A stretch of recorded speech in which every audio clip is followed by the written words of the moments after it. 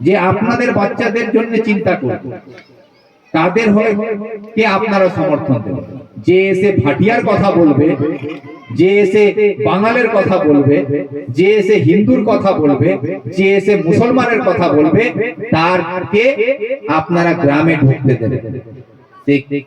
ভিক্টরও যদি কালকে এসে মুসলমানের কথা বলে না, ভিক্টর কবে এটা ভালো করে। তাই আপনাদের সকলকে আর বেশি না বলে করছেন মাননীয় গৌতম পাল। গৌতম পাল এখানে বিধায়ক হয়ে এই এলাকায় আপনাদের আশেপাশে 4টা গ্রামে ঘুরে দেখুন উন্নয়নমূলক কি কাজ করে দিয়ে গেছেন। উন্নয়ন বলতে করণদিঘি থেকে একটা নতুন এমএসকে স্কুল হয়েছে, একটা আইসিডিএস হয়েছে, একটা প্রাইমারি স্কুল হয়েছে, একটা নতুন স্বাস্থ্য কেন্দ্র হয়েছে, একটা নতুন হাই স্কুল হয়েছে, একটা জুনিয়র হাই স্কুল হয়েছে।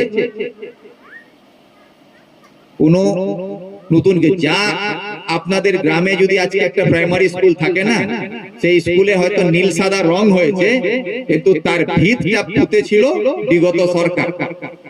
এই সরকার কোন স্কুল তৈরি করে।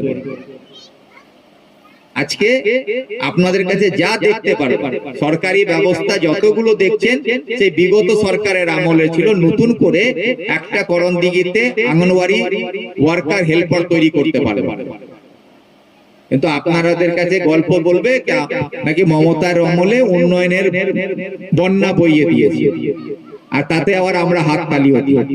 বন্যা বইয়ে দিয়েছে বলবে কি উন্নয়ন হচ্ছে।